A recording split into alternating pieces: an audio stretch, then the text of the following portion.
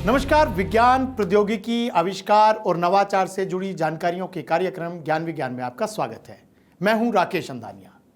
आज हम बात करेंगे, क्या इंसान की आयु को 1000 साल तक बढ़ाया जा सकता है।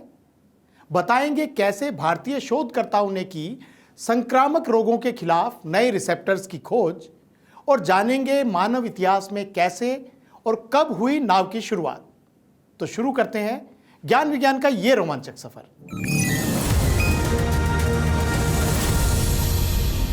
आमतौर पर इंसान की ख्वाहिश रही है कि वो लंबे समय तक जीवित रहे।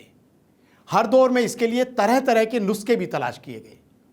चिकित्सा विज्ञान की बात करें तो हृदय गति को जारी रखने के लिए नए नए उपकरण, अंग प्रत्यारोपण, कोशिका एवं उत्तक निर्माण पर शोध मानव क्षमताओं का ऐसा ही एक उदाहरण है।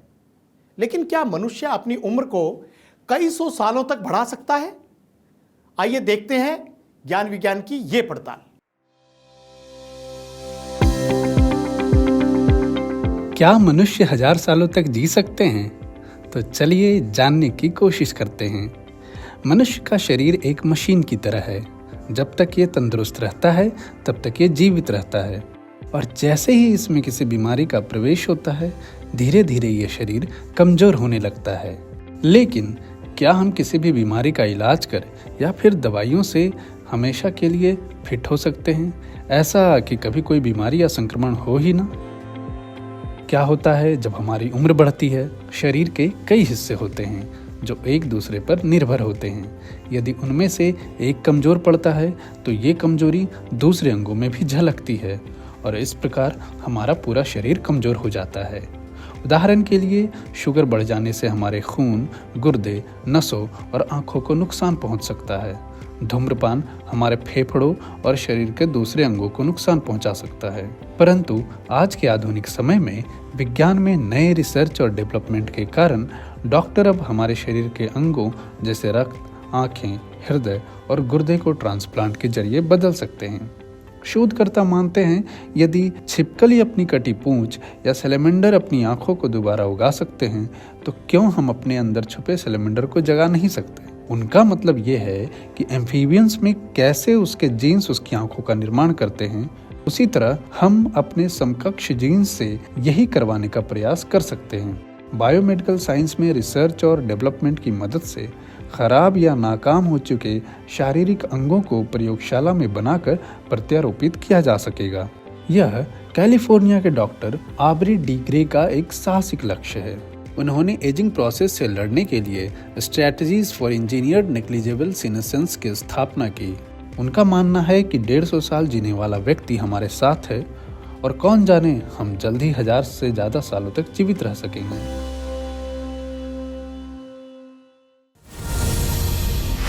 स्वास्थ्य और चिकित्सा के क्षेत्र में शोध कार्यों ने हमेशा नए नए समाधान प्रस्तुत किए हैं। इसी दिशा में शोध करते हुए आईआईटी कानपुर के शोधकर्ताओं ने ऐसे रिसेप्टर की पहचान की है जो संक्रामक रोगों के इलाज के लिए दवा विकसित करने में अहम भूमिका निभा सकते हैं। क्या है ये शोध? जानने के लिए देखते हैं ज्ञान विज्ञान की ये रिपोर्ट।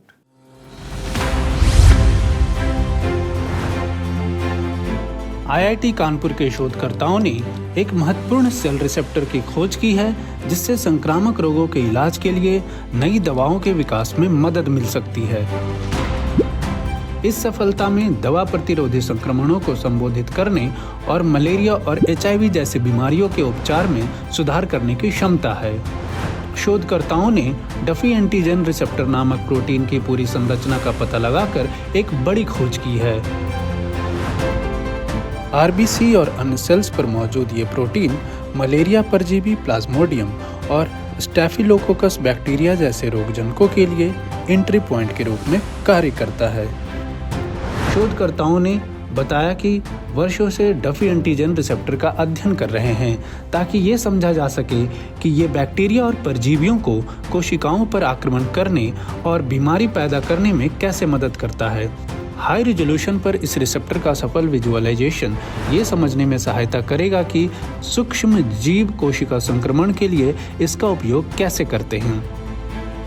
इससे भी ज़्यादा जो महत्वपूर्ण है इस रिसेप्टर के बारे में कि ये रिसेप्टर एक एंकरिंग पॉइंट प्रोवाइड करता है बहुत सारे पैथोजेंस को इन्फेक्शन के लिए, जैसे मलेरियल पैरासाइट प्लाज्मोडियम वाइवैक्स होता है जिससे मलेरिया होती है। वो मलेरियल पैरासाइट पहले इस रिसेप्टर को बाइंड करता है आरबीसीज के ऊपर और फिर इन्वेड करता है। इसी तरह से स्टेफिलोकोकस ऑरियस जो एक बहुत खतरनाक पैथोजन है, वो भी एक स्पेसिफिक टाइप के टॉक्सिन्स को सिक्रीट करता है जो इस रिसेप्टर को बाइंड करते हैं और फिर सेल्स को लाइसिस करने में फैसिलिटेट करते हैं। इस स्ट्रक्चर के बेसिस पे स्ट्रक्चर के को यूज़ करते हुए ये हमारी उम्मीद है कि आगे जाके हम कुछ ऐसे मॉलिक्यूल्स डिज़ाइन कर पाएंगे जो इस रिसेप्टर की एक्टिविटी को बंद कर पाएँ और फिर हम डेडली पैथोजन से जो इन्फेक्शंस होते हैं उसको कुछ हद तक ब्लॉक कर सकें। शोधकर्ताओं ने डफी एंटीजन रिसेप्टर की जटिल संरचना का विश्लेषण करने के लिए उन्नत क्रायोजेनिक इलेक्ट्रॉन माइक्रोस्कोपिक का उपयोग किया, जिससे शरीर में अन्य रिसेप्टर्स की तुलना में इसकी विशेषताओं की बेहतर समझ विकसित हुई। इस रिसर्च के लिए विभिन्न संस्थानों ने फंड किया था। इसमें से DBT, DST, SERB, DBT Wellcome Trust, India Alliance और आईआईटी कानपुर शामिल हैं। विज्ञान के क्षेत्र में ये रिसर्च और एक्सपेरिमेंट्स मनुष्यों में भविष्य की बीमारियों की रोकथाम के लिए एक आशाजनक कदम है।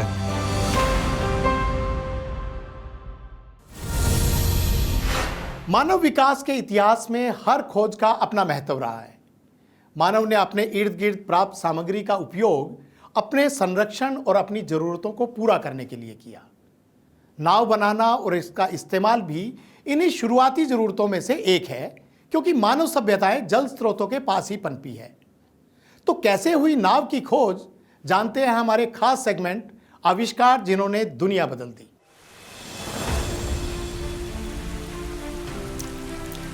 बचपन के दिनों में आपने कागज की नाव तो बहुत बनाई होंगी, लेकिन क्या आपने कभी सोचा है कि इंसानों ने लकड़ी की नाव कब और कैसे बनाई होंगी? इतिहासकारों का मानना है कि प्रारंभिक सभ्यताएं हमेशा नदियों के किनारे बसती थी। इन नदियों ने उन्हें न केवल पानी और भोजन प्रदान किया, बल्कि उन्हें ढेर सारे संसाधन भी दिए। ऐसा माना जाता है कि पानी में तैरती लकड़ी को देखकर इसका उपयोग करने का विचार आया होगा। यहीं से शुरू हुआ नाव का सफर। समय बीतता गया और इंसान की कला में निखार आता गया, और फिर कैटामरन से नाव बनी और नाव से बड़े बड़े जहाज। तो चलिए नाव की इस अद्भुत यात्रा पर एक नजर डालते हैं। इतिहासकारों का मानना है कि नाव होमो इरेक्टस द्वारा 8 लाख साल पहले बनाई गई थी, जिसके द्वारा इंसान अफ्रीका से दुनिया के अन्य हिस्सों में फैल गए थे। डग आउट सबसे पुराने पाए जाने वाले नाव में से एक है। इसके कुछ प्रमाण ऑस्ट्रेलिया के फ्लोरेस में 9 लाख साल पहले के माने जाते हैं। इसके अलावा नाव क्रेते में मिली हैं, जो 1,30,000 साल पुरानी मानी गई है। पर सोचने वाली बात यह है कि पहले के लोग इसे कैसे बनाते होंगे। 8,200 से 7,600 ईसा पूर्व के इसके कुछ प्रमाण नीदरलैंड में खोजे गए हैं, जिसे पेसेसस डोंगी कहा जाता है। उसे बनाने के लिए पाइन के पेड़ के खोखले तने का इस्तेमाल किया गया था। दुनिया में अलग अलग सभ्यताएं इसका उपयोग व्यापार में कर रहे थे। इनमें से ही एक प्रमाण है सिंधु घाटी सभ्यता और मेसोपोटामिया सभ्यता। इनके बीच व्यापार में नाव एक महत्वपूर्ण भूमिका निभा रही थी। समय बीतता गया और ज़रूरत के मुताबिक लोगों ने इसमें तरह तरह के परिवर्तन करते रहे। बड़े बड़े लकड़ी से विशाल नाव का निर्माण होने लगा। मध्यकाल में इसका इस्तेमाल बहुत से देशों ने लंबी दूरी की यात्रा तय करने में लगाया। प्राचीन अरब और यूनानी ऐसी नावों का उपयोग व्यापारिक जहाज़ों के रूप में करते थे। धीरे धीरे बढ़ते ज़रूरत के हिसाब से लोगों ने लोहे के जहाज बनाना शुरू कर दिए, और इसका उपयोग सिर्फ व्यापार ही नहीं बल्कि युद्धपोत के रूप में भी होने लगा। बड़े बड़े क्रूज शिप्स बने जिसमें लोगों के लिए सारी सुविधाएं उपलब्ध होती है, और आज आधुनिक समय में सबसे सस्ता ट्रांसपोर्ट बड़े बड़े जहाज ही हैं, जिससे सारे देश एक दूसरे के साथ व्यापार करते हैं। बंदरगाहों पर अपनी बारी का इंतजार करते हुए ये जहाज मानव विकास में एक महत्वपूर्ण भूमिका निभा रहे हैं। और इस वक्त विज्ञान जगत में क्या कुछ नया हो रहा है, जानने के लिए नजर डालते हैं आज की साइंस एक्सप्रेस पर। इसरो ने इंटरनेशनल स्पेस स्टेशन के लिए आने वाले एक्सियम 4 मिशन के लिए अमेरिका स्थित एक्सियम स्पेस के साथ एक स्पेस फ्लाइट एग्रीमेंट किया है। जिसमें 2 भारतीय ग्रुप कैप्टन शुभांशु शुक्ला प्रमुख और group captain Prashant Balakrishnan Nair backup mission pilot के रूप में शामिल किए गए हैं। दोनों अधिकारियों की ट्रेनिंग अगस्त के पहले सप्ताह से शुरू होगी। मिशन के दौरान अधिकारी ISS बोर्ड पर चयनित scientific research and technology demonstration experiments करेंगे और अंतरिक्ष आउटरीच गतिविधियों में भी भाग लेंगे। एक्सियम 4 मिशन क्रू मेंबर्स में कमांडर के रूप में USSA पैगी विट्सन, मिशन स्पेशलिस्ट के रूप में पोलैंड से साबो जुंजांस्की और हंगरी से मिशन स्पेशलिस्ट टिबोर कापू शामिल होंगे। मिशिगन विश्वविद्यालय के एक नए अध्ययन से पता चला है कि 66 मिलियन साल पहले एस्टेरॉयड के टकराने के बाद डायनासोर धरती से बड़े पैमाने पर विलुप्त हो चुके थे और जिसने पक्षियों के विकास में भी भूमिका निभाई होगी। ये शोध इस बारे में नई जानकारी प्रदान करता है कि बड़े पैमाने पर विलुप्त होने की घटना ने पक्षियों के जीनोमिक विकास को कैसे प्रभावित किया, जिससे आधुनिक पक्षी की प्रजातियों में देखी गई अविश्वसनीय विविधता में योगदान मिला। शोधकर्ताओं ने पाया कि बड़े पैमाने पर विलुप्त होने की घटना ने न्यूक्लियोटाइड संरचना में बदलाव किए जो पक्षी जीव में महत्वपूर्ण परिवर्तनों से जुड़े थे। शोध दल ने समय के साथ DNA संरचना में होने वाले बदलावों को ट्रैक करने के लिए एक नए सॉफ्टवेयर टूल का इस्तेमाल किया, जिससे पता चला कि ये बदलाव सामूहिक विलुप्त की घटना के लगभग 5 मिलियन वर्षों के भीतर घटे थे। ये अध्ययन पक्षियों के प्रारंभिक विकास के इतिहास की समझ प्रदान करते हैं। इस अध्ययन के नतीजे साइंस एडवांसेस जर्नल में प्रकाशित किए गए हैं। तो आज के कार्यक्रम में इतना ही। उम्मीद है आपको हमारा ये प्रयास पसंद आया होगा।